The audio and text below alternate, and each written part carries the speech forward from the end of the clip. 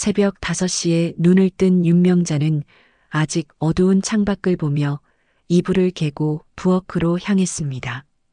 오늘은 추석이었고 손가락 마디가 욱신거렸지만 그녀는 앞치마를 두르고 냉장고 문을 열어 어젯밤 미리 썰어둔 채소들을 꺼냈습니다. 가스레인지에 불을 켜고 프라이팬이 달궈지는 동안 밀가루 반죽을 치댔는데 지난달부터 심해진 오십견 때문에 어깨를 들 때마다 통증이 왔지만 병원에 갈 시간은 없었습니다.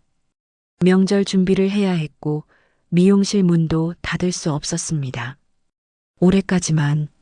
명자는 중얼거렸는데 매년 같은 말을 했지만 올해는 조금 달랐고 이번엔 정말로 마지막 일지도 모른다는 예감이 들었습니다. 애호박, 동그랑땡, 생선전을 부치기 시작하자 기름 튀는 소리가 고요한 새벽을 채웠고 명자의 얼굴에 땀이 맺혔지만 소음이 이웃에게 미안해서 환풍기를 켜지 않았습니다. 7시가 되어 하늘이 밝아오자 명자는 잠시 의자에 앉아 후들거리는 팔로 식혜를 저었고 거실 탁자 위엔 이미 나물 6가지와 잡채, 갈비찜이 놓여 있었습니다. 모두 그녀 혼자 만든 것이었습니다. 윤명자는 23세 결혼해서 25세 처자아이를 낳은 평범한 여자였습니다. 남편 성희로는 월급은 많지 않았지만 성실한 공무원이었고 명자는 집안일을 하며 아이를 키우는 평범한 가정을 꾸렸습니다. 하지만 36살 되던 해 남편이 교통사고로 갑작스럽게 세상을 떠났고 장례를 치르고 나서 확인한 통장엔 보험금과 저축을 합쳐도 5천만 원이 채 되지 않았습니다. 큰아들 성호는 12살, 둘째 딸 지연이는 9살이었습니다. 명자는 울 시간이 없어서 울지 않았고 동네 미용실에 취직해서 파마 보조부터 시작하며 손님 머리를 감기고 타월을 빨았습니다. 월급 40만 원으로는 부족해서 퇴근 후엔 공장에서 부업을 했고 밤 11시까지 일하고 집에 돌아오면 아이들은 이미 자고 있었습니다. 명자는 새벽 4시에 일어나 아이들 도시락을 싸고 밤 12시에 잠들며 잠을 추렸고 주말엔 시장에서 좌판을 벌여 양말과 수건과 속옷을 팔며 한 푼이라도 더 모으려 했습니다. 10년이 지나 46살이 된 명자는 대출을 받아 작은 미용실 하나를 차렸는데 오래 일하며 쌓은 단골들 덕분에 미용실은 잘 되었습니다. 명자는 성실했고 손길이 따뜻했습니다. 아이들이 커서 성호는 대학을 나와 직장인이 되었고 지연이는 결혼해 부산으로 내려가자 명자는 이제 자신도 조금 쉴 수 있을 거라 생각하며 안도했습니다. 하지만 그런 날은 오지 않았습니다. 성호가 31살에 결혼한 신부는 대기업에 다니는 장은주였는데 명자는 처음 만난 날 은주의 눈빛이 차갑다고 느꼈지만 아들이 좋아하니 반대할 이유가 없었습니다. 결혼식 비용 3천만 원과 신혼집 전세금 5천만 원을 명자가 댔는데 아들에게 부담 주기 싫었기 때문이었습니다. 은주는 명자를 어머님이라 불렀지만 그 호칭엔 온기가 없었고 명자는 느꼈지만 표현하지 않았으며 요즘 젊은 사람들은 다 그렇다고 생각했습니다. 명절만 되면 표정이 굳는 은주는 요즘은 다들 호텔 뷔페 가던데요. 굳이 이렇게 힘들게 차리실 필요 없어요라고 말했고 명자는 괜찮아. 내가 좋아서 하는 거야라고 웃으며 대답했지만 속마음은 달랐습니다. 명자는 은주가 진심으로 걱정해서 하는 말이 아니라 그저 귀찮다는 뜻이란 걸 알고 있었습니다. 성호는 아무 말도 하지 않고 그저 고개만 숙이고 밥을 먹었는데 아내와 어머니 사이에서 눈치를 보는 아들의 모습이 안쓰러웠지만 명자는 평생 참는 게 익숙해서 참았습니다. 올해 추석 8시부터 상을 차리고 3시간을 기다린 명자는 재촉하는 것 같아서 싫어서 전화를 하지 않았고 11시에 초인종이 울려 문을 열자 은주가 명품 가방을 들고 먼저 들어왔고 성우가 뒤따라 들어왔으며 손주 민준이가 스마트폰을 보며 걸어 들어왔습니다. 어머니, 짧게 인사한 은주에게 명자가 어서 와라, 많이 기다렸다고 웃으며 대답하자 은주는 거실을 둘러보고 코를 찡그리며 말했습니다. 어머니, 이런 거 다 시켜 먹지 그러셨어요? 냄새가 다 배었네요. 명자의 웃음이 굳었지만 곧 다시 웃으며 괜찮아, 환기 좀 시킬게라고 했고 은주는 소파에 앉았으며 민준이는 방으로 들어가 버렸습니다. 부엌으로 온 성우가 엄마 혼자 다 하셨어요? 라고 물었고 명자는 응, 괜찮아라고 대답했는데 성우는 미안한 표정을 지었지만 아무것도 하지 않았습니다. 명자는 그런 아들이 야속했지만 표정엔 드러내지 않았습니다. 상을 차리는 동안 은주는 스마트폰을 보며 누군가와 메시지를 주고받으며 가끔 웃었고 명자는 그 모습을 보며 국을 떴습니다. 밥상 앞에 모두 모여 명자가 많이 먹으라고 말했지만 아무도 젓가락을 들지 않았고 은주가 먼저 입을 열었습니다. 요즘 친구들은 명절 스트레스 없애려고 시댁 안 간대요. 국을 뜨다 말고 은주를 본 명자 앞에서 은주는 태연하게 말을 이었습니다. 다들 각자 집에서 편하게 지낸대요. 굳이 모여서 이렇게 힘들게 안 해도 되잖아요. 그래. 평온한 목소리로 대답한 명자에게 은주는 계속 말했습니다. 저도 내년부턴 그냥 제 친정에서 보내려고요. 어머니도 이렇게 고생 안 하셔도 되고요. 성우가 은주를 쳐다봤지만 말리지 않았고 민준이는 계속 스마트폰만 봤습니다. 명자는 천천히 젓가락을 내려놓았습니다. 그래, 다들 내 뜻대로 해라. 은주는 아무렇지 않게 전을 집어먹었고 성우는 고개를 숙였으며 민준이는 듣지도 못한 듯 화면만 봤습니다. 명자는 목이 메어서 밥을 먹지 않았지만 이미 말라버린 지 오래여서 눈물은 나오지 않았습니다. 식사가 끝나고 가족들이 거실로 가자 명자는 혼자 설거지를 했는데 성우가 도와주겠다고 했지만 괜찮아, 너는 가서 쉬어라고 손을 내저어 성우를 거실로 돌려보냈습니다. 명자는 설거지를 하며 햇살이 밝은 창밖을 봤고 다른 집에서는 웃음소리가 들렸습니다. 그릇을 닦으며 내가 뭘 잘못한 걸까 생각했습니다.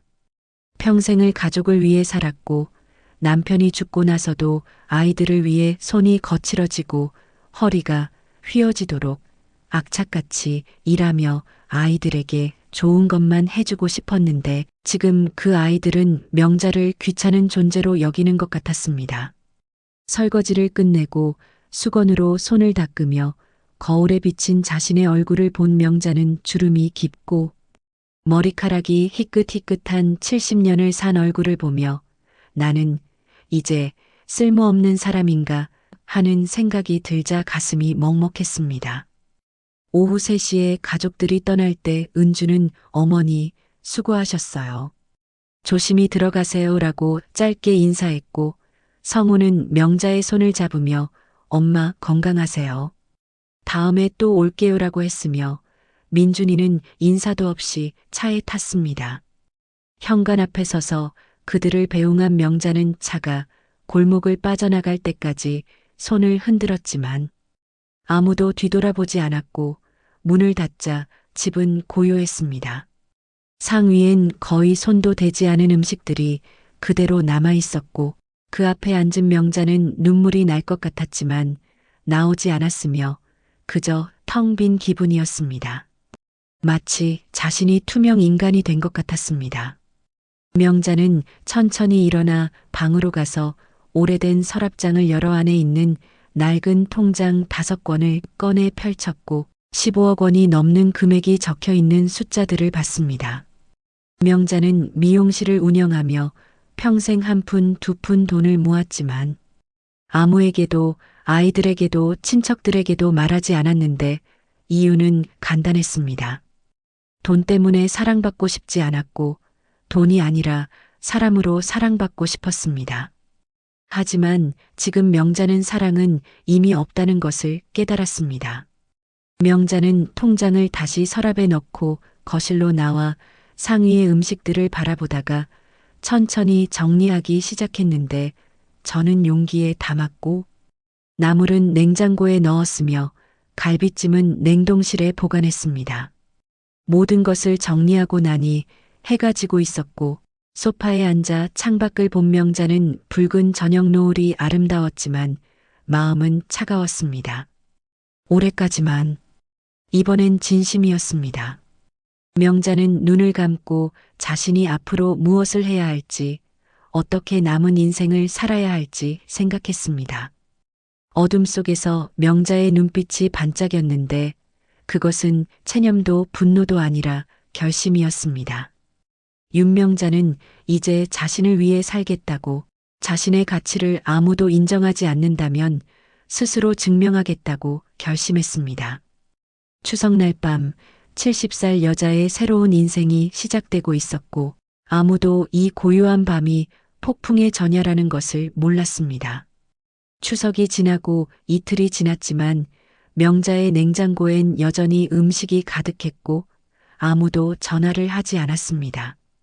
명자는 매일 아침 7시에 미용실 문을 열었는데 오늘도 예약은 2건뿐이었고 오전 내내 빈 의자를 보며 앉아 있었습니다. 창밖으로 젊은 여자들이 지나갔고 그들은 새로 생긴 프랜차이즈 미용실 쪽으로 걸어갔습니다. 사장님, 요즘 손님 많이 줄었죠? 단골 김순이가 파마를 하며 물었고 명자는 웃으며 괜찮아요. 나이 들면 다 그런 거지라고 대답했지만 속으론 알고 있었습니다. 미용실은 이제 예전 같지 않았고 자신도 예전 같지 않았습니다.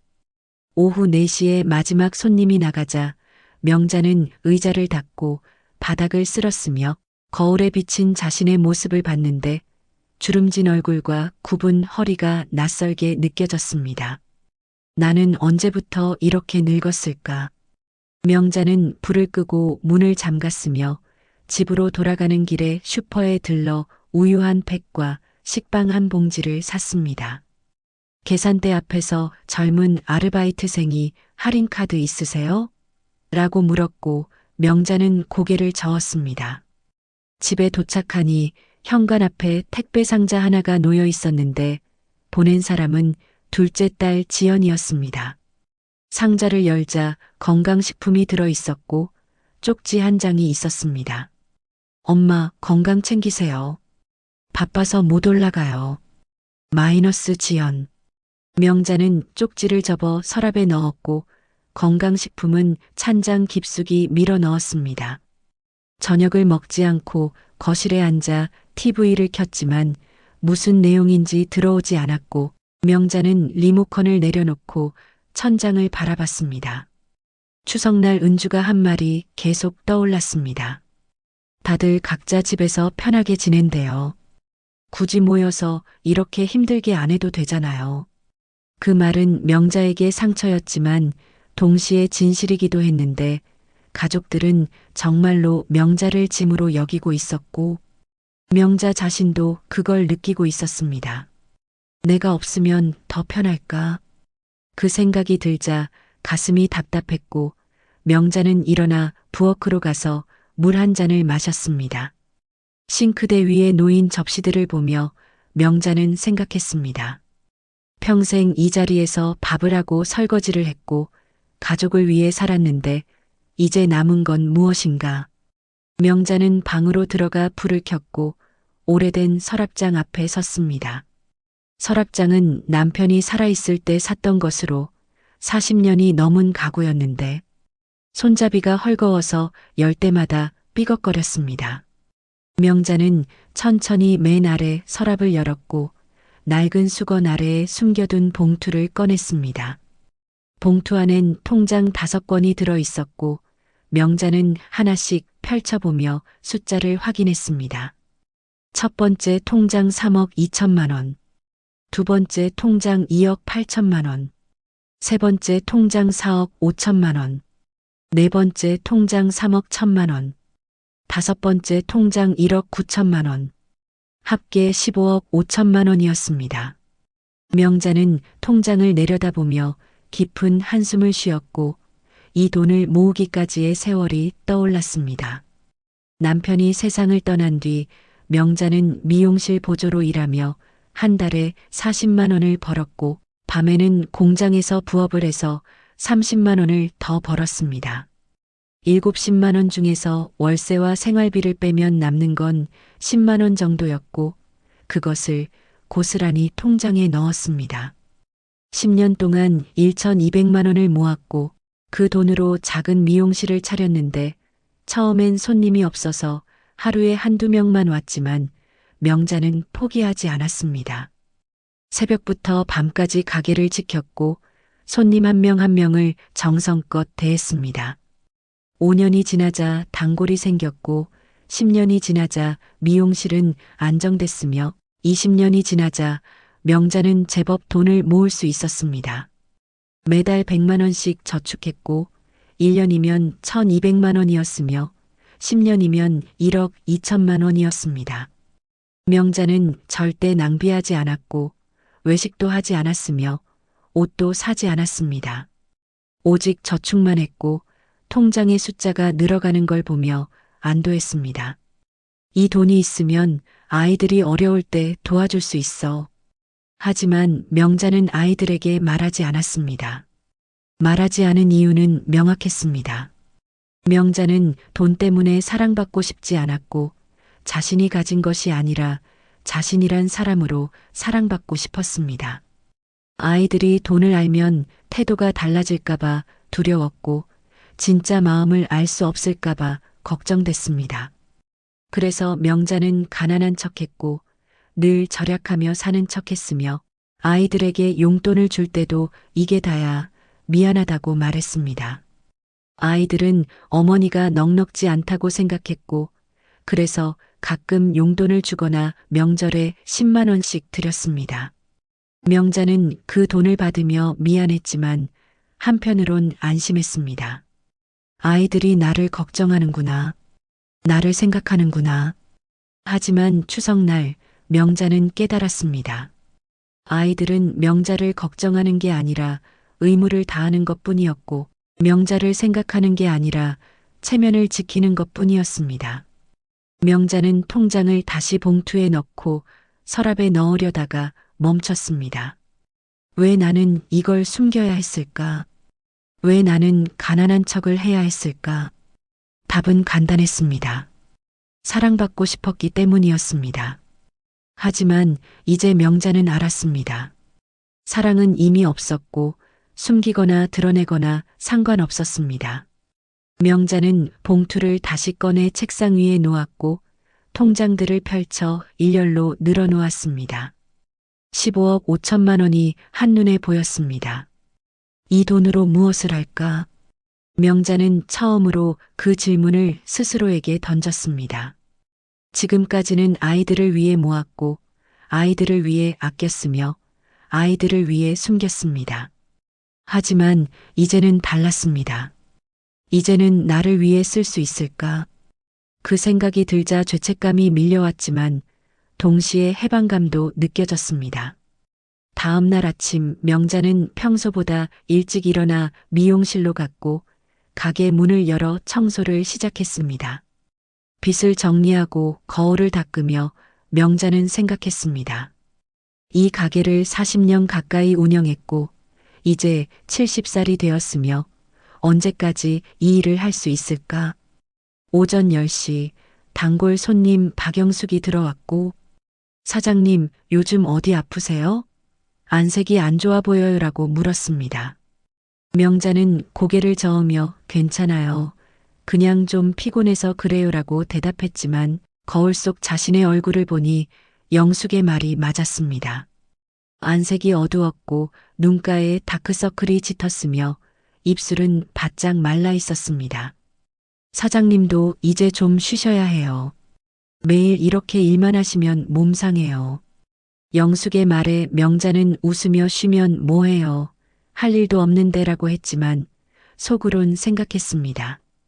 정말 쉬면 뭐하지. 나한테 남은 게 뭐가 있지. 손님을 보내고 명자는 의자에 앉아 핸드폰을 꺼냈고 카카오톡을 열어 가족 단톡방을 확인했습니다. 마지막 메시지는 추석 전날 명자가 보낸 내일 몇 시쯤 올 거니? 였고 그 후로 일주일간 아무 말도 없었습니다. 명자는 메시지를 쓰려다가 지웠고 다시 쓰려다가 또 지웠으며 결국 핸드폰을 내려놓았습니다. 오후 4시 명자는 가게 문을 일찍 닫고 은행으로 갔습니다. 창구 직원에게 통장을 내밀며 잔액 조회 좀 해주세요라고 했고 직원은 통장을 받아 컴퓨터에 입력한 뒤 15억 5,412만 3,500원입니다 라고 말했습니다. 명자는 고개를 끄덕이고 통장을 받았으며 창구를 나와 의자에 앉았습니다. 은행 로비엔 사람들이 오갔고 모두 바쁘게 움직였으며 명자만 혼자 가만히 앉아 있었습니다. 이 돈으로 집을 살 수도 있고 여행을 갈 수도 있고 아이들에게 줄 수도 있어.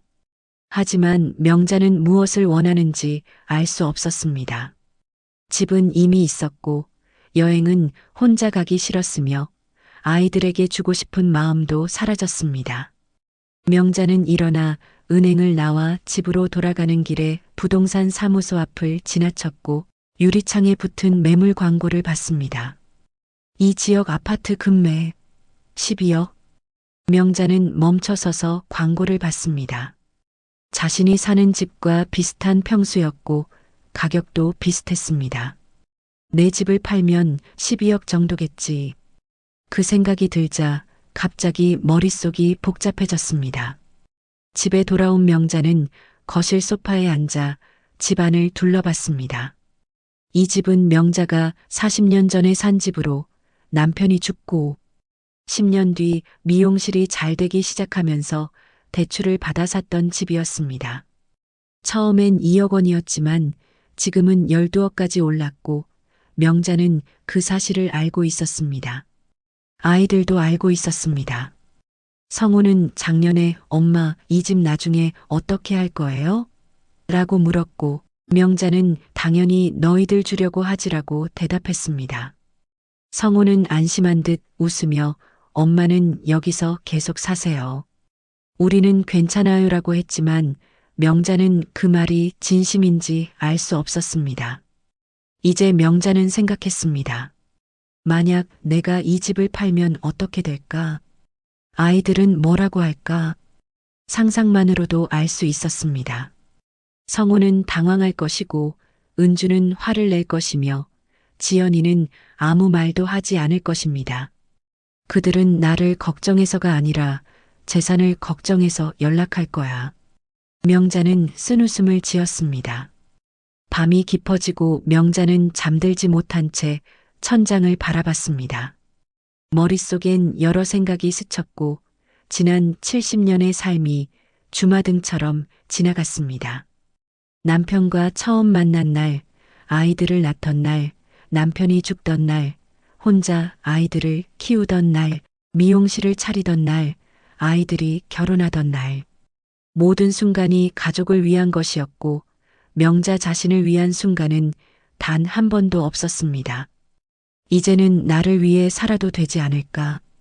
그 생각이 들자 명자는 눈을 감았고 깊은 한숨을 쉬었습니다. 새벽 2시 명자는 일어나 부엌으로 가서 물을 마시며 창밖을 봤습니다. 어두운 밤이었고 거리는 고요했으며 아무도 없었습니다. 명자는 핸드폰을 켜서 부동산 앱을 열었고 자신이 사는 지역의 매물을 검색했습니다.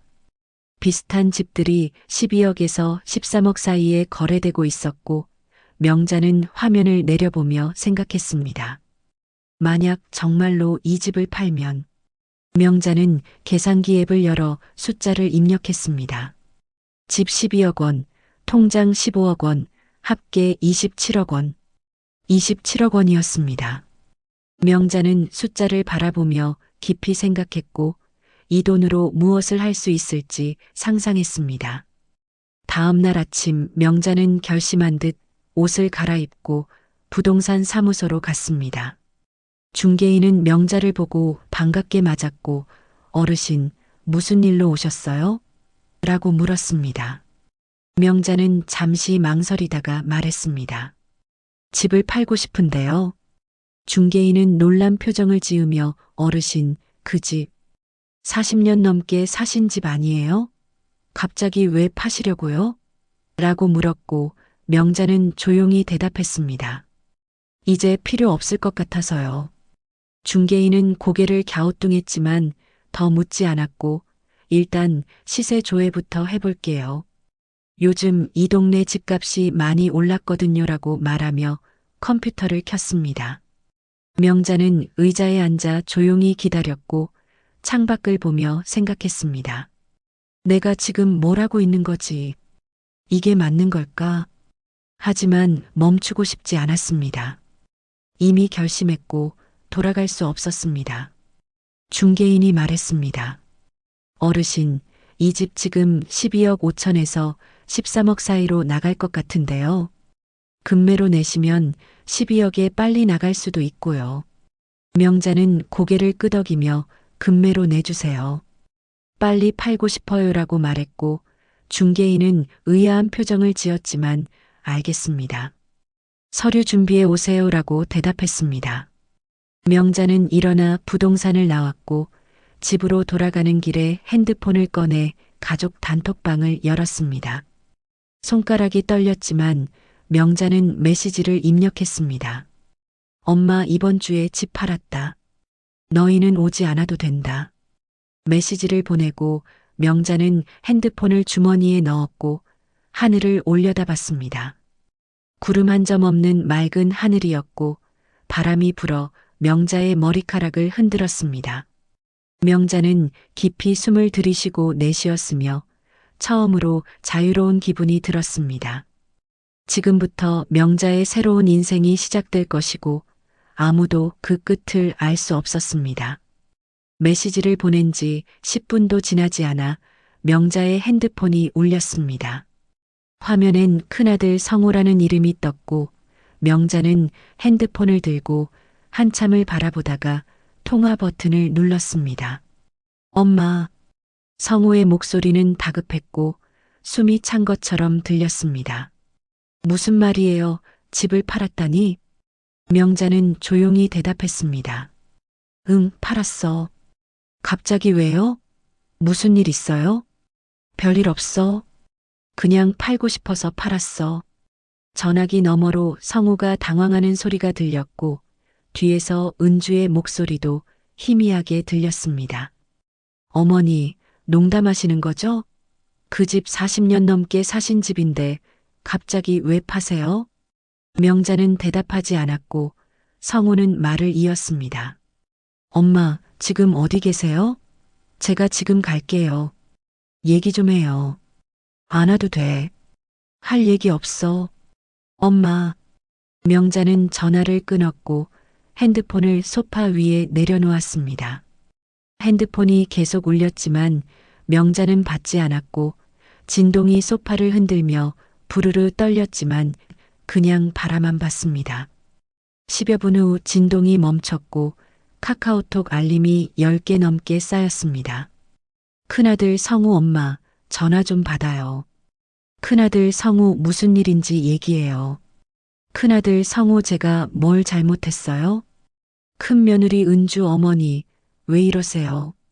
우리가 뭐 잘못한 게 있나요? 둘째 딸 지연 엄마 무슨 일이야? 오빠한테 전화 왔는데. 명자는 메시지를 읽고 핸드폰을 뒤집어 놓았으며 일어나서 부엌으로 가서 물을 마셨습니다. 손이 떨렸고 물을 마시는데 컵이 덜덜 흔들렸으며 명자는 컵을 싱크대에 내려놓고 깊게 숨을 들이쉬었습니다. 내가 지금 뭘 하고 있는 거지? 후회가 밀려왔지만 동시에 후련한 기분도 들었습니다. 오후 4시 현관 초인종이 울렸습니다. 명자는 거실 소파에 앉아 있었고 초인종 소리에 고개를 들었지만 일어나지 않았습니다. 엄마, 엄마. 밖에서 성우가 소리쳤고 초인종을 계속 눌렀으며 명자는 천천히 일어나 현관으로 갔습니다. 문을 열자 성우가 서 있었고 얼굴이 상기되어 있었으며 뒤에 은주도 서 있었습니다. 엄마, 도대체 무슨 일이에요? 성우는 안으로 들어오며 물었고 은주는 현관에서 신발을 벗으며 명자를 쳐다봤습니다. 명자는 거실로 돌아가 소파에 앉았고 앉아라고 짧게 말했습니다. 성우와 은주는 마주보고 앉았고 성우가 먼저 입을 열었습니다. 엄마, 단톡방에 올린 거 무슨 말이에요? 집을 팔았다니? 명자는 고개를 끄덕이며 응, 팔았어. 부동산에 금매로 내놨어라고 대답했습니다. 은주가 끼어들었습니다. 어머니, 왜 갑자기 그런 결정을 하세요? 우리한테 상의도 안 하시고? 명자는 은주를 보며 조용히 말했습니다. 내 집인데 내가 팔면 안 돼? 성우는 당황한 표정으로 말을 더듬었고 그게 아니라 엄마, 이 집은 엄마가 평생 사신 집이잖아요. 갑자기 팔면 어디서 사시려고요? 라고 물었습니다. 명자는 대답하지 않았고 창밖을 바라봤습니다. 은주가 날카롭게 말했습니다. 어머니, 혹시 누가 꼬드긴 거 아니에요? 요즘 노인 상대로 사기치는 사람들 많잖아요. 명자는 은주를 똑바로 쳐다봤고 차가운 목소리로 말했습니다. 아무도 안 꼬드겼어. 내가 알아서 결정한 거야. 그럼 왜요? 왜 갑자기 이러세요? 명자는 잠시 침묵했다가 입을 열었습니다. 추석날 너 한 말 기억나니? 은주는 눈을 깜빡이며 무슨 말이요? 라고 물었고 명자는 천천히 말했습니다. 내년부턴 친정에서 보내겠다고 했잖아. 명절에 굳이 모일 필요 없다고. 은주의 얼굴이 굳었고 성우는 은주를 쳐다봤습니다. 그건 그냥 한 말이었어요. 그냥 한 말이 아니었어. 내 진심이었잖아. 명자의 목소리는 떨리지 않았고 눈빛은 흔들리지 않았으며 은주는 할 말을 잃고 입을 다물었습니다. 성우가 중재하듯 말했습니다. 엄마, 은주가 말을 좀 잘못했을 수도 있어요. 하지만 그렇다고 집을 파는 건 너무 극단적이잖아요. 명자는 고개를 저었습니다. 극단적인 게 아니야. 그냥 내 인생을 정리하는 거야. 정리요? 무슨 정리요? 너희들 눈치 안 보고 살려고. 그 말에 거실이 고요해졌고 성우는 입을 열었다 닫았으며 은주는 고개를 숙였습니다. 명자는 계속 말했습니다. 나는 평생 가족을 위해 살았어. 너희 아빠 죽고 나서 혼자 너희를 키웠고 미용실 하면서 악착같이 일했지. 너희가 대학 가고 결혼하는 거 보면서 내 역할은 끝났다고 생각했어. 성우가 엄마라고 불렀지만 명자는 손을 들어 막았습니다. 그런데 추석날 깨달았어. 나는 이제 짐이구나. 너희들한테 귀찮은 존재구나. 그렇게 생각하지 마세요, 어머니. 은주가 말했지만 명자는 웃으며 아니야, 맞아. 나도 인정해라고 대답했습니다. 성우는 무릎을 치며 일어나 명자 앞에 섰고 엄마, 그런 말씀하지 마세요. 우리가 잘못했어요. 은주도 미안해요. 그러니까 집 파는 건 취소하세요라고 간청했습니다. 명자는 고개를 저었고 이미 늦었어. 계약금도 받았어라고 말했습니다. 뭐라고요? 은주가 벌떡 일어났고 목소리가 높아졌습니다. 어머니, 계약금까지 받으셨어요? 언제요? 오늘 오전에. 금매로 내놨더니 바로 연락 왔더라. 은주는 입술을 깨물며 성우를 쳐다봤고 성우는 난감한 표정으로 명자를 봤습니다. 엄마, 계약 취소할 수 있어요. 위약금 내면 돼요. 취소 안 해. 이미 결정했어. 왜 이러세요? 이 집은 우리한테도 중요한 집이에요. 은주가 소리쳤고 명자는 차갑게 쳐다봤습니다. 중요하긴 뭐가 중요해. 너희는 이 집이 탐났을 뿐이지. 어머니, 솔직히 말해봐. 너희는 내가 이 집에서 계속 살면서 나중에 너희한테 물려주길 바랐잖아. 12억짜리 집.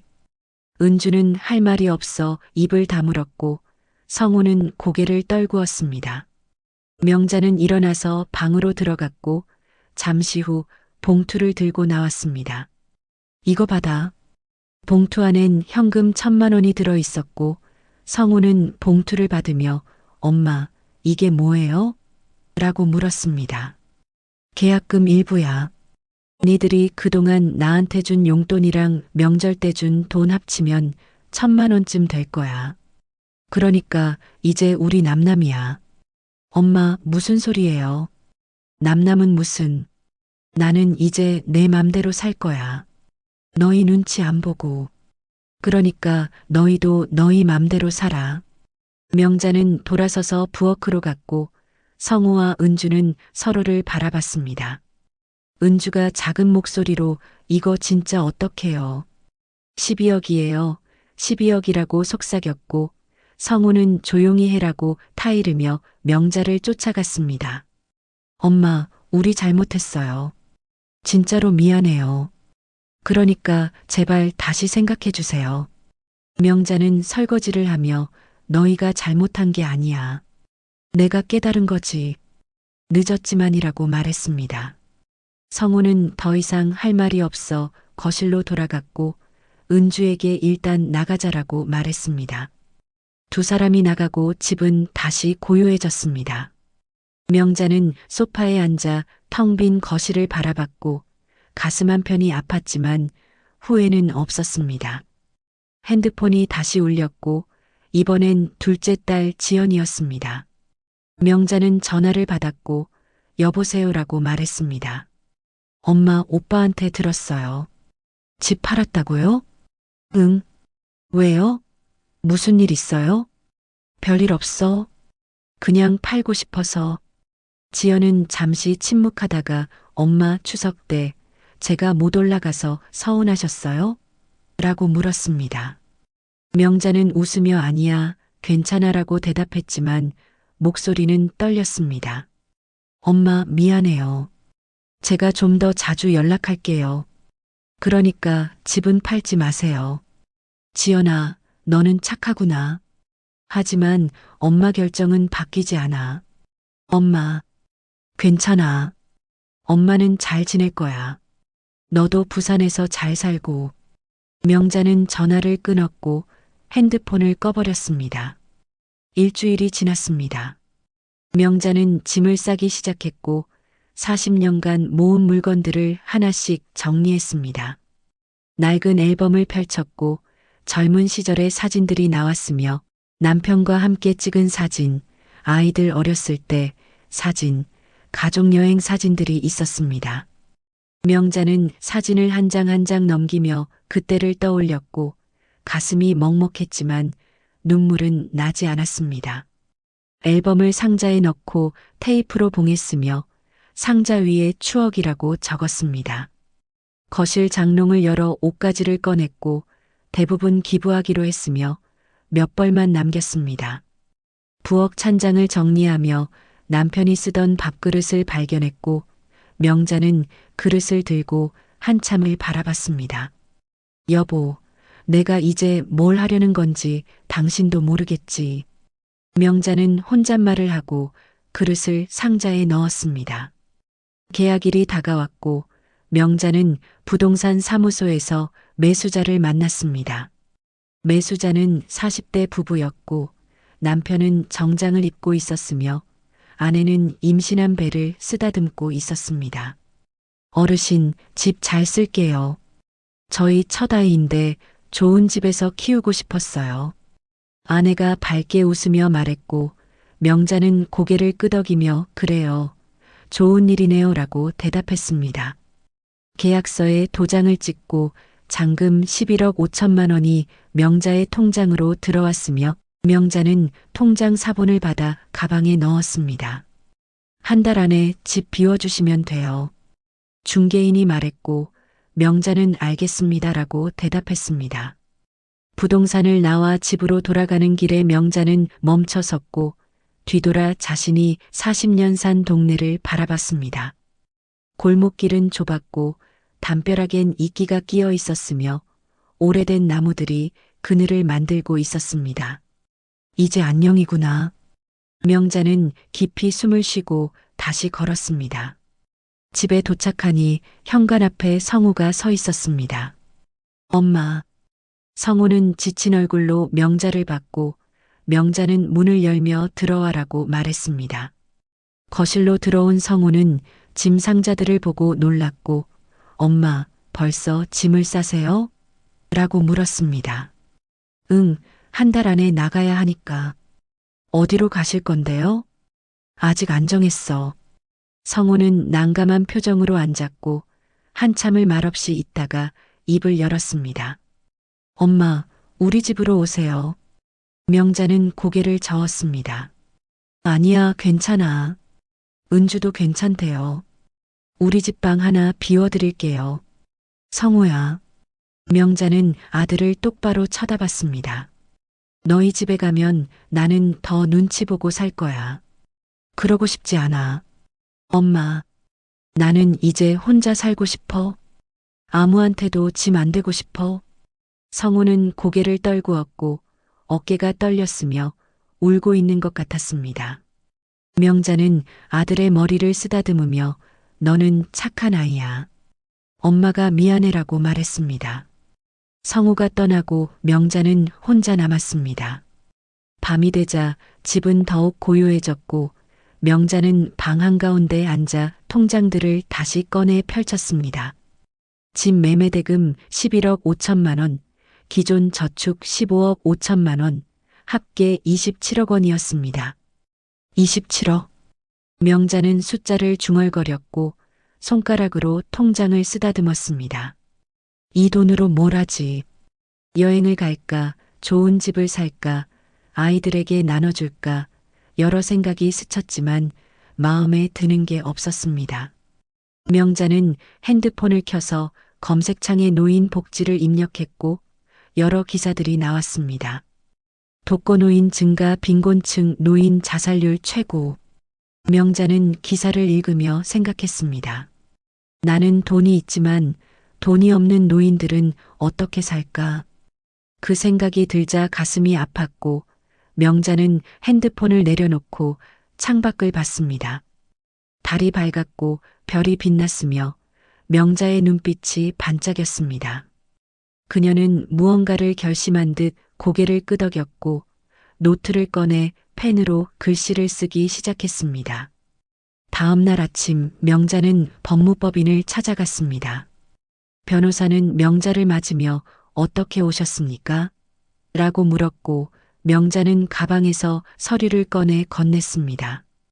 유언장을 작성하고 싶습니다. 변호사는 서류를 받아 읽었고 눈을 크게 떴습니다. 어르신, 이 금액이 27억이면 거액인데요. 정말로 이렇게 하시겠습니까?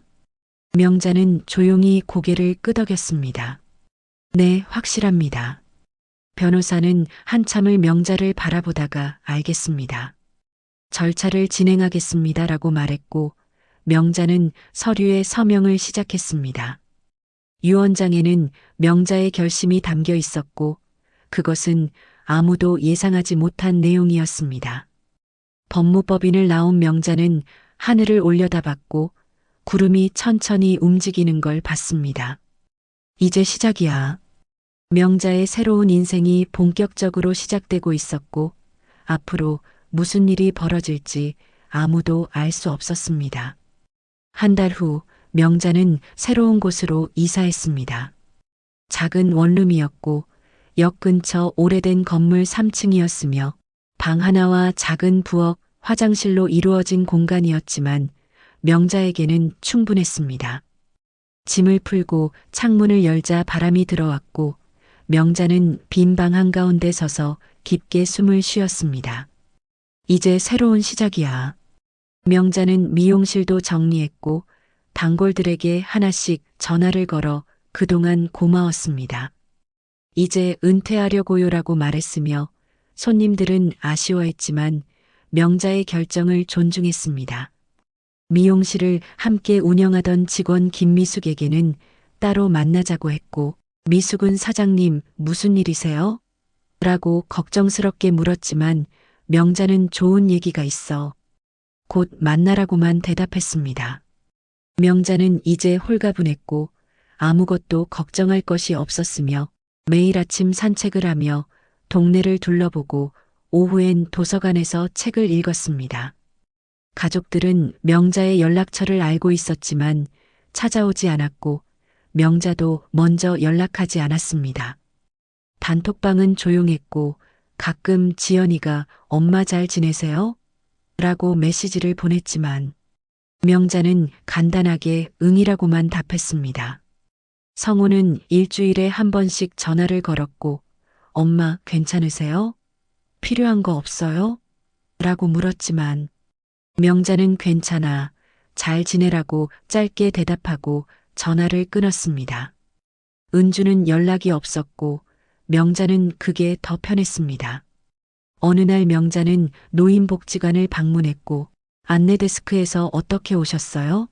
라는 질문에 그냥 구경하러 왔어요 라고 대답했습니다. 복지관 안을 둘러보니 노인들이 모여 있었고 어떤 이들은 탁구를 치고 어떤 이들은 노래를 부르며 어떤 이들은 그림을 그리고 있었습니다. 명자는 한 할머니 옆에 앉았고 여기 자주 오세요? 라고 물었습니다. 네, 매일 와요. 집에 혼자 있으면 심심하거든요. 할머니는 웃으며 대답했고 명자는 고개를 끄덕이며 저도 그래요라고 말했습니다. 2달이 지난 어느 날 명자의 핸드폰에 낯선 번호로 전화가 왔습니다. 윤명자님 맞으시죠? 김앤리 법무법인입니다. 명자는 네, 맞습니다라고 대답했고 변호사는 유언장 작성 후 2달이 지났으니 가족분들께 공개하려고 합니다. 원하시는 날짜를 정해주세요라고 말했습니다. 명자는 잠시 생각하다가 이번 주 금요일 오후 2시로 해주세요라고 말했고 변호사는 알겠습니다. 가족분들께 연락드리겠습니다라고 대답했습니다. 전화를 끊고 명자는 창밖을 바라봤고 가슴이 두근거렸지만 후회는 없었습니다. 드디어 그날이 오는구나. 명자는 옷장을 열어 깨끗한 옷을 꺼냈고 거울 앞에 서서 자신의 모습을 봤습니다. 이 2달 동안 명자는 달라졌고 얼굴에 생기가 돌았으며 눈빛이 맑아졌습니다. 금요일 오후 2시 명자는 법무법인에 도착했고 회의실 문을 열자 이미 성우와 은주, 지연이가 앉아 있었습니다. 세 사람은 명자를 보고 일어났고 성우가 엄마라고 불렀지만 명자는 조용히 고개만 끄덕이고 자리에 앉았습니다. 변호사가 들어왔고 서류 뭉치를 테이블 위에 놓으며 오늘은 윤명자님의 생전 유언장을 공개하는 자리입니다라고 말했습니다. 은주가 놀라며 생전 유언장이요? 어머니가 무슨 이라고 말했지만 변호사가 손을 들어 제지했습니다. 먼저 영상을 보시겠습니다. 변호사가 노트북을 켜자 스크린에 명자의 얼굴이 나타났고 영상 속 명자는 차분한 표정으로 말하기 시작했습니다. 나는 윤명자입니다. 오늘은 2025년 9월 27일이고 이 유언장을 남깁니다. 영상 속 명자는 멈추지 않고 계속 말했습니다. 나는 평생 가족을 위해 살았습니다. 남편이 세상을 떠난 뒤 혼자 아이들을 키웠고 미용실을 하며 악착같이 일했습니다. 아이들이 잘 되길 바랐고 행복하길 바랐습니다. 성우가 고개를 숙였고 지연이는 눈물을 닦았으며 은주는 입술을 깨물었습니다. 하지만 추석날 나는 깨달았습니다. 내가 가족에게 짐이 되었다는 것을, 내 존재가 귀찮은 것이 되었다는 것을. 은주가 어머니라고 중얼거렸지만 영상은 멈추지 않았습니다. 그래서 결심했습니다. 이제는 나를 위해 살겠다고. 그리고 내가 평생 모은 돈을 정말로 필요한 곳에 쓰겠다고. 명자는 잠시 멈췄다가 다시 말했습니다. 내 전 재산 27억 원 중 80%인 21억 6천만 원은 노인복지재단에 기부합니다. 독거노인, 빈곤노인, 소외된 노인들을 위해 써주세요. 회의실이 조용해졌고 성우는 얼굴을 가렸으며 은주는 입을 벌린 채 화면을 바라봤습니다. 영상 속 명자는 계속 말했습니다. 나머지 20%인 5억 4천만 원은 김미숙 씨에게 드립니다. 미숙 씨는 20년 동안 나와 함께 미용실을 운영했고 내가 힘들 때 옆에 있어줬습니다. 가족보다 더 가족 같았습니다.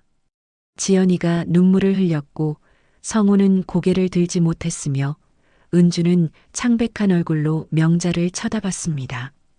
은주야, 사람은 돈보다 마음으로 빚을 갚는 법입니다. 너는 내게 돈을 바랐지만 나는 내게 사랑을 바랐어. 우리는 서로 다른 것을 원했던 거야. 은주가 고개를 떨구었고 어깨가 떨렸습니다. 성우야, 너는 착한 아이야. 하지만 용기가 없었어. 엄마를 지키지 못했어.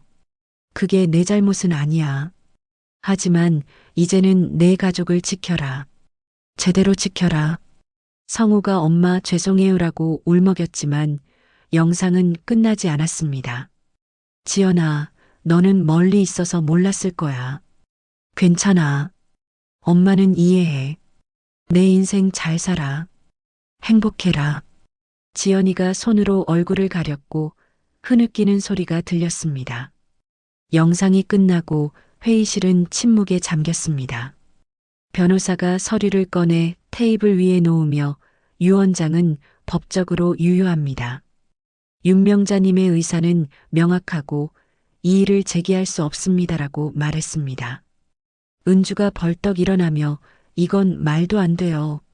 27억을 다 기부한다고요? 우리는요? 라고 소리쳤지만 변호사는 차갑게 대답했습니다. 유언자의 의사를 존중해야 합니다. 법적으로 문제 없습니다. 성우가 은주를 말리며 앉아 창피하게라고 속삭였고 은주는 주저앉으며 명자를 쳐다봤습니다. 어머니, 이게 진짜 복수였군요. 명자는 은주를 조용히 바라보며 복수가 아니야. 이건 내 선택이야 라고 말했습니다. 지연이가 명자에게 다가왔고 엄마 미안해요.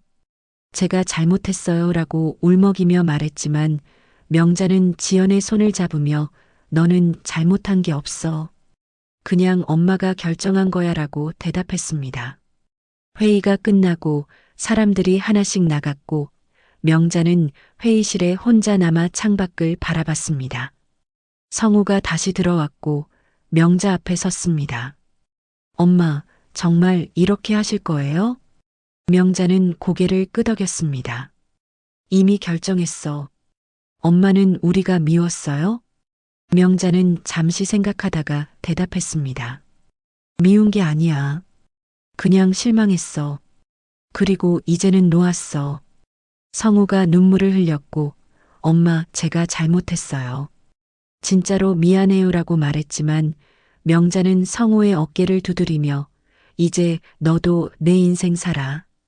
엄마 걱정 말고라고 말했습니다. 성우는 더 이상 말하지 못하고 고개를 숙인 채 회의실을 나갔고 명자는 혼자 남았습니다. 변호사가 다시 들어와 윤명자님, 기부 절차는 제가 진행하겠습니다. 노인복지재단 측에서도 매우 감사해하고 있습니다라고 말했고 명자는 고맙습니다. 잘 부탁드립니다라고 대답했습니다. 일주일 후 명자는 김미숙을 만났습니다. 작은 카페에서 마주 앉은 미숙은 사장님, 무슨 일이세요? 갑자기 만나자고 하셔서 놀랐어요 라고 말했고 명자는 봉투 하나를 건넸습니다. 이게 뭐예요? 미숙이 봉투를 열자 안에 서류가 들어 있었고 명자는 조용히 말했습니다. 내 유언장이야. 내게 5억 4천만 원을 물려줬어. 미숙은 얼어붙은 표정으로 명자를 바라봤고 사장님, 이게 무슨 말씀이세요? 저한테 왜 이렇게 큰 돈을이라고 말을 더듬었습니다. 명자는 미숙의 손을 잡으며 너는 20년 동안 나와 함께 했어. 내가 힘들 때 옆에 있어줬고, 웃을 때 같이 웃어줬어. 내 가족보다 더 가족 같았어라고 말했습니다. 미숙이 눈물을 흘리며 사장님, 저는 그냥 일한 거예요. 이럴 필요 없어요라고 했지만 명자는 고개를 저었습니다. 아니야. 너는 내게 많은 걸 줬어. 그러니까 이건 당연한 거야. 미숙은 울면서 명자를 안았고 사장님, 정말 고마워요. 평생 잊지 않을게요라고 말했습니다. 그날 밤 명자는 원룸에 돌아와 침대에 누웠고 천장을 바라보며 생각했습니다. 이제 모든 게 끝났구나. 가슴이 후련했고 오랜만에 평온한 기분이 들었으며 명자는 눈을 감고 깊이 숨을 쉬었습니다. 핸드폰이 울렸고 지연이었습니다. 엄마, 자고 있었어요? 아니, 안 잤어. 엄마, 저 다음 주에 올라갈게요. 얼굴 보고 싶어요. 명자는 웃으며 그래, 올라와. 엄마가 맛있는 거 해줄게라고 대답했습니다. 엄마, 사랑해요. 나도 사랑해, 지연아. 전화를 끊고 명자는 미소를 지었습니다. 며칠 후 명자는 노인복지재단 사무실을 방문했고 재단 이사장이 반갑게 맞았습니다. 윤명자님, 이렇게 큰 기부를 해주셔서 정말 감사합니다. 이 돈으로 많은 어르신들을 도울 수 있을 것 같습니다. 명자는 고개를 끄덕이며 제가 부탁이 하나 있습니다. 이 돈으로 노인복지관을 하나 지어주세요. 독거노인들이 와서 함께 시간을 보낼 수 있는 곳으로요라고 말했습니다. 이사장은 눈을 빛내며 좋은 아이디어입니다. 꼭 그렇게 하겠습니다. 복지관 이름은 어떻게 지을까요? 라고 물었고 명자는 잠시 생각하다가 명자의 집이라고 지어주세요라고 대답했습니다. 아름다운 이름이네요. 꼭 그렇게 하겠습니다. 명자는 재단을 나와 거리를 걸으며 하늘을 올려다봤고 구름이 천천히 움직이는 걸 보며 생각했습니다. 이제 내 인생에 의미가 생겼어. 나는 더 이상 쓸모없는 사람이 아니야. 명자의 걸음은 가벼웠고 얼굴엔 미소가 번졌으며 가슴엔 따뜻한 감정이 차올랐습니다. 그날 저녁 명자는 원룸에서 간단히 저녁을 먹고 TV를 켰는데 뉴스가 나왔습니다. 70대 여성이 전 재산 21억 원을 노인복지재단에 기부해 화제입니다. 기부자 윤명자 씨는 평생 미용실을 운영하며 모은 돈을 독거노인과 빈곤노인을 위해 쓰겠다고 밝혔습니다. 화면에 명자의 사진이 나왔고 기자가 인터뷰를 요청했지만 명자는 거절했다고 했습니다. 명자는 TV를 끄고 웃으며 별것도 아닌데 왜 뉴스에 나오나라고 중얼거렸습니다. 핸드폰이 울렸고 성우였습니다. 엄마, 뉴스 봤어요. 엄마가 그렇게 큰 기부를 하셨다니 대단하세요. 명자는 별거 아니야. 그냥 내가 하고 싶은 거 한 거야라고 대답했습니다. 엄마, 저 정말 미안해요. 엄마가 그동안 얼마나 힘드셨을지. 성우야, 이제 그만해. 다 지나간 일이야. 엄마, 저 다음 주에 갈게요. 엄마 뵙고 싶어요. 명자는 잠시 망설이다가 그래 와. 같이 밥 먹자라고 말했습니다. 전화를 끊고 명자는 창밖을 바라봤고 달이 밝게 빛나고 있었습니다. 명자는 노트를 꺼내 펜을 들고 글을 쓰기 시작했습니다. 가족이 준 상처는 돈으로 씻을 수 없다. 하지만 돈으로 누군가를 다시 웃게는 할 수 있다.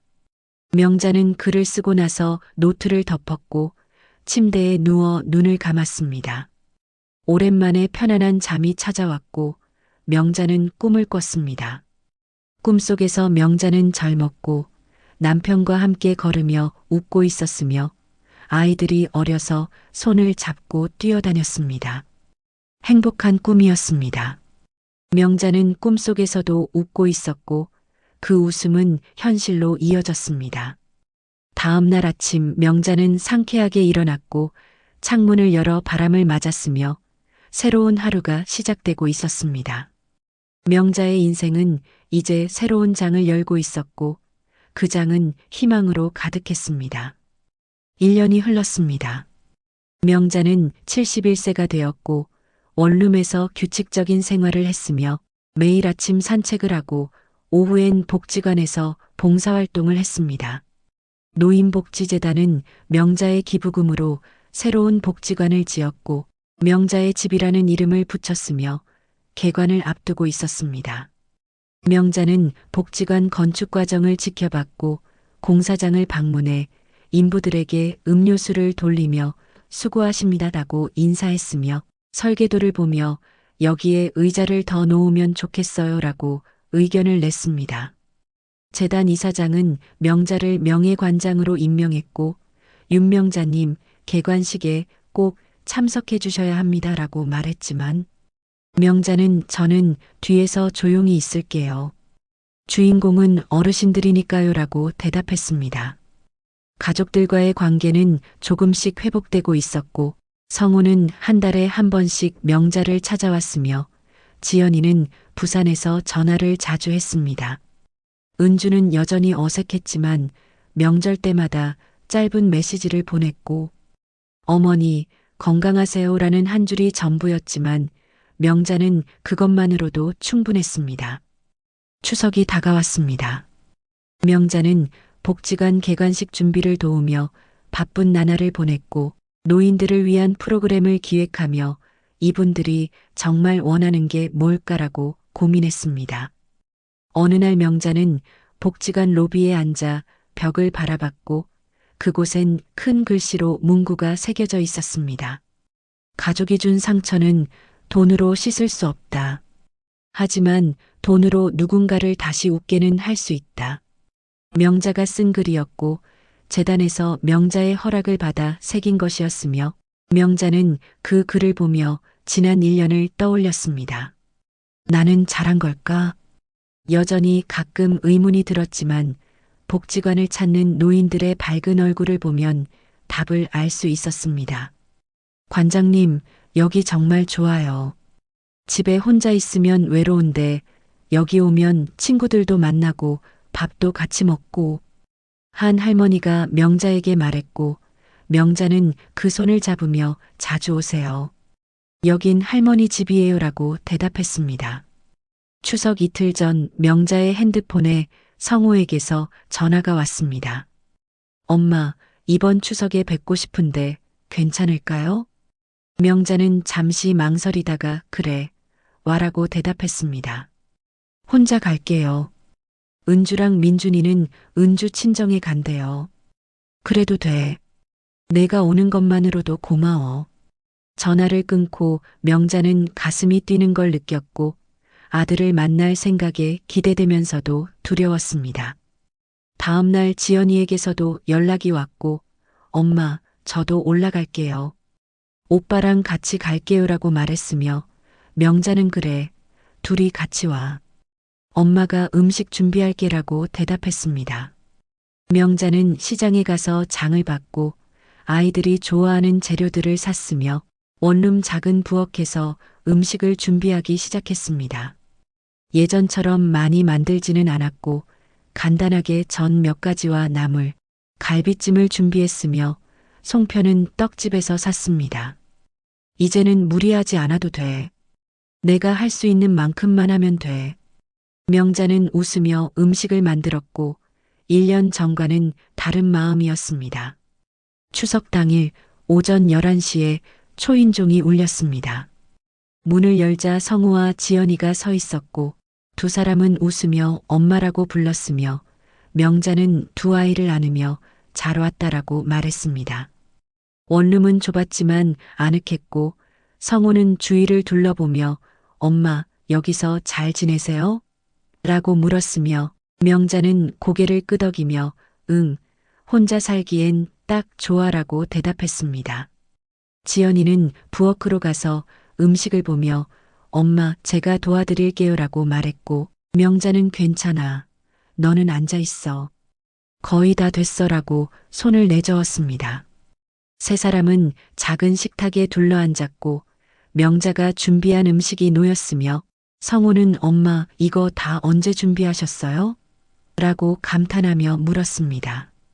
어제부터 조금씩 했어. 예전처럼 많이는 못 만들었지만. 아니에요. 충분해요. 정말 맛있어 보여요. 지연이가 전을 집어먹으며 말했고 명자는 두 아이가 맛있게 먹는 모습을 보며 흐뭇했습니다. 식사 중에 성우가 조심스럽게 입을 열었습니다. 엄마, 그동안 정말 죄송했어요. 명자는 젓가락을 내려놓고 성우를 봤습니다. 무슨 말이야? 엄마가 힘드실 때 제가 옆에서 지켜드리지 못했어요. 은주와 엄마 사이에서 눈치만 봤고 제대로 된 아들 노릇 못했어요. 성우의 목소리가 떨렸고 지연이도 고개를 숙였습니다. 저도 마찬가지예요, 엄마. 부산에 산다는 핑계로 자주 찾아뵙지도 못했고 명절 때도 못 올라가고. 명자는 두 아이의 손을 잡으며 말했습니다. 너희 잘못이 아니야. 엄마도 잘못했어. 솔직하게 말하지 않고 참기만 했고 너희한테 짐이 되지 않으려고 애썼지. 그게 오히려 더 큰 문제였어. 엄마, 이제는 괜찮아. 엄마도 이제 내 인생을 살고 있고 너희도 너희 인생을 살면 돼.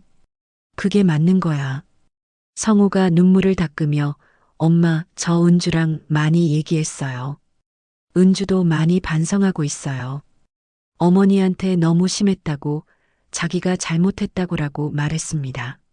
명자는 고개를 끄덕이며 은주도 힘들었을 거야. 시댁 눈치 보는 것도 쉽지 않았을 테고. 엄마가 이해해라고 대답했습니다. 식사 후 세 사람은 차를 마시며 이야기를 나눴고 명자는 복지관 이야기를 했습니다. 다음 주에 개관식이 있어. 너희도 올 수 있으면 와. 당연히 갈게요, 엄마. 엄마가 만드신 복지관인데 안 갈 수가 있어요. 지연이가 대답했고 성우도 저도 꼭 갈게요. 회사에 미리 얘기해 둘게요라고 말했습니다. 명자는 핸드폰을 꺼내 복지관 사진을 보여줬고 여기 봐. 여기가 식당이고 여기가 프로그램실이야. 노인분들이 여기서 운동도 하고 노래도 부르고 그림도 그려라고 설명했습니다. 엄마, 정말 멋있어요. 이렇게 큰 일을 하시다니. 큰 일이 아니야. 그냥 내가 하고 싶었던 거야. 나처럼 외로운 노인들이 많더라고. 그분들이 웃는 걸 보면 엄마도 기뻐. 성우가 명자를 안으며 엄마 자랑스러워요.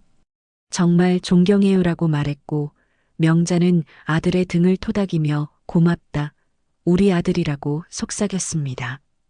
오후 4시 성우와 지연이는 돌아가야 했고 현관에서 명자는 두 아이를 배웅했습니다. 엄마 건강하세요. 자주 올게요. 응, 조심히 가. 너희도 건강해야 해. 지연이가 명자를 꼭 안으며 엄마 사랑해요라고 말했고 명자는 나도 사랑해. 우리 딸이라고 대답했습니다. 두 아이가 떠나고 명자는 문을 닫았으며 거실로 돌아와 소파에 앉아 창밖을 바라봤습니다. 오늘은 좋은 추석이었어. 1년 전과는 너무나 달랐고 혼자가 아니었으며 외롭지 않았습니다. 명자는 핸드폰을 꺼내 사진첩을 열었고 오늘 찍은 사진들을 봤으며 세 사람이 함께 웃고 있는 사진이 있었습니다. 명자는 사진을 오래 바라보다가 저장했고 이 사진 액자에 넣어야겠다라고 중얼거렸습니다. 일주일 후 명자의 집 개관식 날이 왔습니다. 복지관 앞에는 많은 사람들이 모였고 노인들과 지역 주민들, 기자들이 있었으며 명자는 뒤쪽에 조용히 서 있었습니다. 이사장이 단상에 올라 인사말을 했고 오늘 이 복지관이 문을 열 수 있었던 건 한 분의 큰 기부 덕분입니다. 윤명자님, 앞으로 나와주시겠습니까? 라고 말했습니다. 명자는 당황하며 손을 내저었지만 사람들이 박수를 치며 앞으로 나오라고 했고 명자는 천천히 단상으로 올라갔습니다.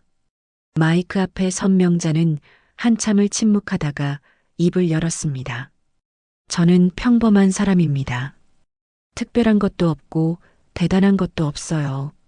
사람들이 조용히 명자를 바라봤습니다. 저는 그저 외로운 노인이었어요. 가족도 있었지만 마음은 외로웠어요. 그래서 생각했죠. 나처럼 외로운 사람들이 많을 거라고. 명자는 복지관을 바라보며 계속 말했습니다. 이 집은 저 혼자 만든 게 아니에요. 여기 계신 모든 분들이 함께 만든 거예요. 그러니까 이건 우리 모두의 집입니다. 여기서 우리 함께 웃고, 함께 울고, 함께 살아가면 좋겠어요. 박수가 터져나왔고, 명자는 고개를 숙여 인사했으며 단상에서 내려왔습니다. 개관식이 끝나고 명자는 복지관 안을 둘러봤는데 노인들이 곳곳에서 프로그램을 즐기고 있었고 어떤 분들은 탁구를 치고 어떤 분들은 그림을 그리며 어떤 분들은 노래를 불렀습니다. 한 할머니가 명자에게 다가와 감사합니다. 이런 좋은 곳을 만들어 주셔서라고 말했고 명자는 아니에요. 제가 더 감사해요. 여기서 함께 해주셔서라고 대답했습니다. 성우와 지연이도 개관식에 참석했고 복지관을 구경하며 엄마 정말 대단해요. 이렇게 많은 분들이 행복해 하시는 걸 보니까 뿌듯해요라고 말했습니다. 명자는 두 아이의 어깨를 두드리며 엄마가 할 수 있는 일을 한 거야. 너희도 너희가 할 수 있는 일을 하면서 살아라고 말했습니다. 저녁이 되어 사람들이 하나둘 떠났고 명자는 복지관에 홀로 남아 로비의 벤치에 앉았습니다. 벽에 새겨진 자신의 글귀를 바라보며 명자는 생각했습니다. 나는 이제 행복해. 그날 밤 TV 뉴스에서 명자의 이야기가 나왔습니다. 전 재산을 기부한 70대 여성 윤명자 씨가 설립한 노인복지관 명자의 집이 오늘 문을 열었습니다. 윤명자 씨는 평생 미용실을 운영하며 모은 27억 원 중 80%를 노인복지에 기부했고 이 복지관은 독거노인과 빈곤노인들의 쉼터가 될 예정입니다. 화면엔 명자가 노인들과 함께 웃는 모습이 나왔고 기자는 윤명자 씨는 가족이 준 상처는 돈으로 씻을 수 없지만 돈으로 누군가를 웃게 할 수는 있다고 말했습니다라고 전했습니다. 뉴스를 본 은주는 거실 소파에 앉아 화면을 바라보다가 눈물을 흘렸고 혼자 중얼거렸습니다. 어머니, 이게 진짜 복수였군요. 저희가 버린 건 어머니가 아니라 저희 자신이었네요. 은주는 핸드폰을 꺼내 명자에게 메시지를 보냈습니다. 며느리 은주 어머니 축하드립니다. 뉴스 봤습니다. 정말 대단하세요. 그동안 죄송했습니다. 잠시 후 답장이 왔습니다. 엄마 고맙다. 건강해라. 짧은 답장이었지만 은주는 그것만으로도 감사했고 핸드폰을 가슴에 안으며 울었습니다. 석 달이 지났고 겨울이 찾아왔습니다. 명자는 매일 복지관에 출근했고 명예관장으로서 노인들을 돌봤으며 함께 밥을 먹고 함께 이야기하며 시간을 보냈습니다. 어느 날 명자는 복지관 마당에서 눈을 맞으며 서 있었고 하얀 눈송이가 내려오는 걸 바라봤습니다. 관장님, 감기 걸려요. 안으로 들어가세요. 직원이 말했지만 명자는 고개를 저으며 조금만 더 있을게요. 눈이 너무 예뻐서라고 대답했습니다. 눈 속에서 명자는 과거를 떠올렸고 남편과 함께 눈을 맞던 날, 아이들과 눈사람을 만들던 날, 혼자 눈길을 걸으며 울던 날들이 스쳐갔습니다. 그때는 힘들었지만 지금은 괜찮아. 나는 잘 살고 있어. 명자는 손을 펼쳐 눈송이를 받았고 차가운 눈이 손바닥에서 녹는 걸 느꼈습니다. 크리스마스가 다가왔고 복지관에서는 작은 파티를 준비했으며 명자는 노인들과 함께 트리를 장식했습니다. 관장님, 별은 여기 달까요? 한 할머니가 물었고 명자는 네, 거기 달아요. 예쁘게라고 대답했습니다. 트리를 다 꾸미고 불을 켜자 반짝이는 빛이 방 안을 밝혔고 노인들은 박수를 치며 좋아했습니다. 그날 저녁 성우가 복지관을 찾아왔고 케이크 한 상자를 들고 있었으며 엄마, 크리스마스 선물이에요. 어르신들과 같이 드세요라고 말했습니다. 명자는 아들을 안으며 고맙다, 우리 아들. 넌 정말 착해라고 말했고 성우는 엄마한테 배웠어요라고 대답했습니다. 노인들과 함께 케이크를 나눠 먹으며 명자는 행복했고 이 순간이 영원했으면 좋겠다고 생각했습니다. 1년이 또 지나고 명자는 72세가 되었습니다. 명자의 집은 지역 최고의 노인복지관으로 자리 잡았고 매일 100여 명의 노인들이 찾았으며 지역 신문과 방송에서도 여러 번 소개됐습니다. 명자는 여전히 건강했고 매일 복지관에 나와 노인들과 함께 시간을 보냈으며 가끔 미용실에서 배운 기술로 할머니들의 머리를 손질해 주기도 했습니다. 가족 관계도 많이 좋아졌고 성우는 한 달에 2번씩 찾아왔으며 지연이는 방학 때마다 올라와서 며칠씩 함께 지냈습니다. 은주도 1년에 한두 번 명자를 찾아왔고 어색했지만 예전보다는 나아졌으며 어머니 죄송했습니다라고 진심으로 사과했고 명자는 괜찮아. 이제 다 지난 일이야라고 대답했습니다. 어느 봄날 명자는 복지관 마당에 앉아 햇살을 쬐고 있었고 옆에 한 할머니가 앉으며 관장님 행복하세요? 라고 물었습니다. 명자는 웃으며 네, 행복해요. 정말 행복해요라고 대답했습니다. 그날 밤 명자는 일기를 썼습니다. 오늘은 좋은 날이었다. 날씨도 좋았고 사람들도 좋았고 마음도 좋았다. 나는 72년을 살았고 이제야 진짜로 살고 있는 것 같다. 가족에게 상처받았지만 그 상처가 나를 여기까지 데려왔다. 이제 나는 더 이상 누군가의 짐이 아니다. 나는 나 자신이다. 그리고 그것으로 충분하다.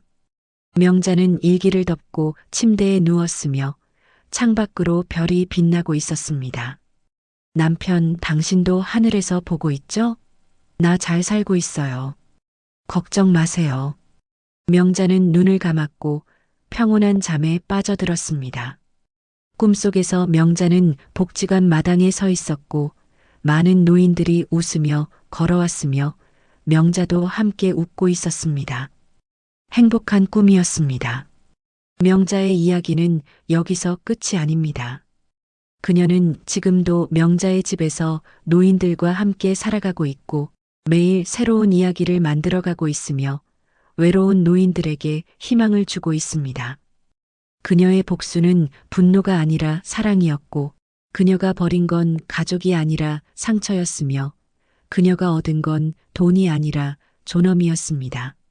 명자의 집 로비에 새겨진 글귀처럼 가족이 준 상처는 돈으로 씻을 수 없지만 돈으로 누군가를 다시 웃게는 할 수 있었고 명자는 그것을 증명했습니다.